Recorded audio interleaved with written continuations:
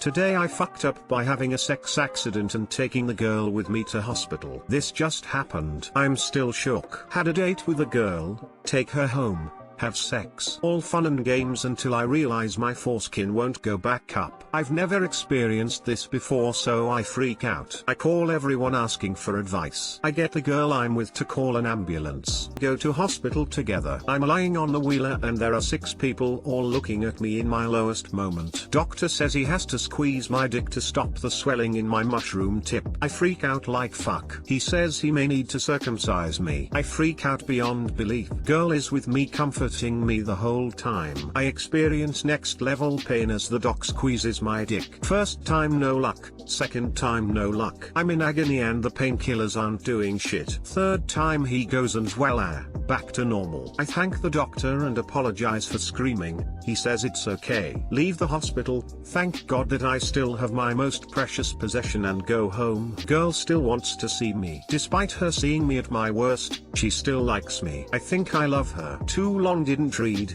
Foreskin doesn't go back up after sex. Go to emergency room where doc squeezes my dick. My girl is next to me watching the whole thing but still wants to see me again.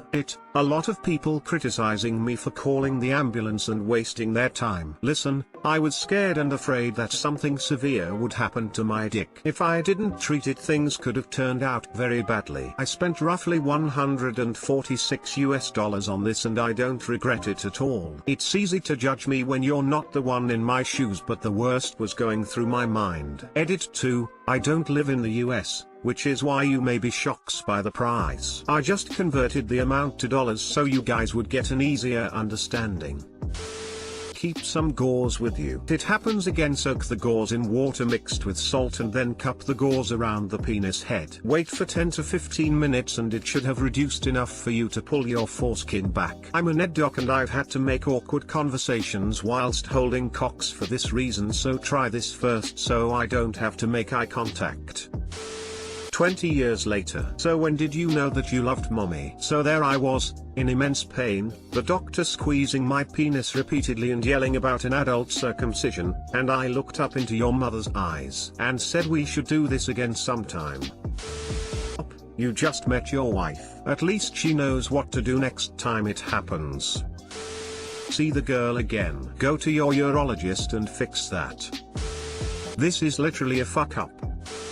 Today I fucked up by telling a black lady to go to the back of the bus because she'll feel more comfortable there. So this wasn't today but a couple of years ago. I would take the bus to work. My house was close to the bus station, so I would be one of the first people on the bus and I would always sit near the front. The ride was somewhat long, so we picked up quite a few people along the way. There was 2 stops that a lot of people would get on/off. Anyways, on this particular day I was sitting down on one of the bench style seats next to the pole. So obviously it was a bit tight for me. A black woman came on the bus and she had a big bag. She set it down next to her and then tried to squeeze in between the back and me. Needless to say, it was hard for her to get in, and I literally couldn't scoot over more because of the pole. So then I looked at her and said, "Excuse me, I think you'll be more comfortable in the back." I said this because the back had a lot of space. She looked at me and said, "Excuse me?"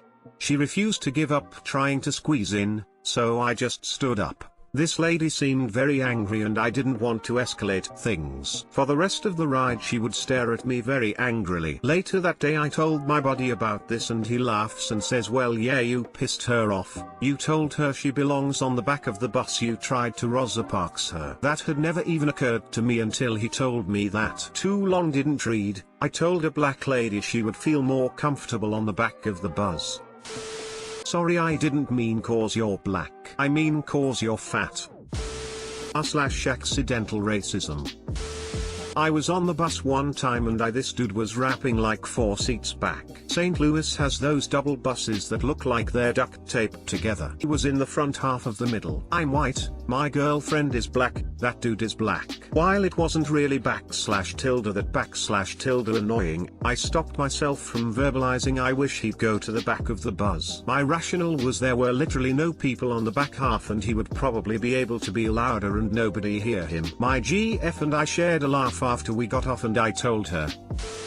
This is a Larry David moment.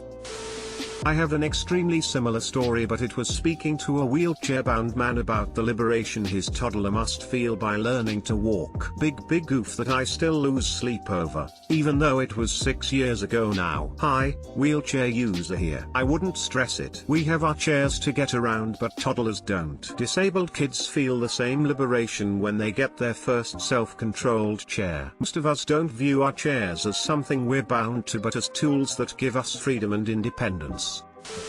Today I fucked up by playing with my food, making my bosses think I was doing drugs. I was on my way to work and decided to stop at Tim Hortons for some Timbits. Donut holes for you Americans, it's our Dunkin' Donuts up here. I got a mix of my favorites, plain no glaze and raspberry filled with icing sugar. I stuff the box into my lunchbox and go to work. Time comes for my short break, so I decide to eat some of my Timbits. A co-worker and I usually eat in the second cafeteria now to distance from other people, so we sit a few tables away from each other and try throwing the Timbits to catch in our mouths. I missed catching a raspberry Timbit and it hit my upper lip, leaving the white icing sugar all around my nose area too. I wipe off what I thought was all of it, but clearly missed some spots under my nose. My friend didn't tell me. We go back to work, and this notorious snitch kept looking at me weirdly and I didn't know why. Couple minutes later I get called to the boss's office with no clue why. So I walk down to the office, and two of my supervisors are sitting with the big boss man. They all look pissed. I sit down, and they start questioning me about why I've been at work so much more than normal, working long hours. I'm a student and my classes are all online now, and I went from working 10 to 15 hours per week to 8 to 10 per day plus weekends. I tell them about my school being online and I have more time, but they don't look like they're buying it. Then they get right into it and ask me why I'm doing drugs at work, if I bought it here, and all the legal implications they're going to have to take. I'm freaking out, as I don't use any drugs in or out of work. I ask where this came from as I tell them I don't use anything and would never at work, and one of them hands me a pocket mirror and tells me to look under my nose. I start laughing and explaining the Timbit situation in the lunchroom. They're not buying it, so they tell me to wait in the room and they all leave. They go to watch the security footage, and lo and behold they see us pelting each other with Timbits, and me getting hit in the face. They come back in the room laughing, explaining how they're sorry and that I should clean my nose better, and tell me I can head back to work. Upside to this, got an extra 30-minute break from working. Downside?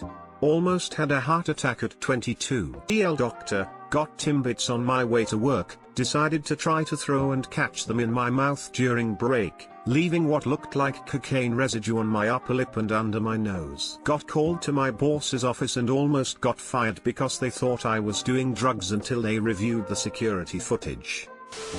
Congratulations. You can now do drugs with impunity.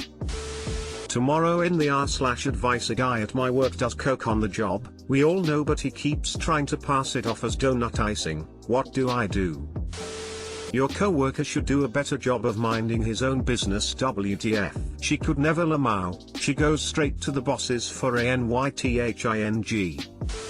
Eat a raspberry donut tomorrow while making full eye contact with snitchy co-worker. Make sure to smear a good amount of sugar on your upper lip. When you finish, give said co-worker a Jim Halpert style nod. Edit, gold? I don't even know what to say. I feel like a flustered actress at an awards ceremony.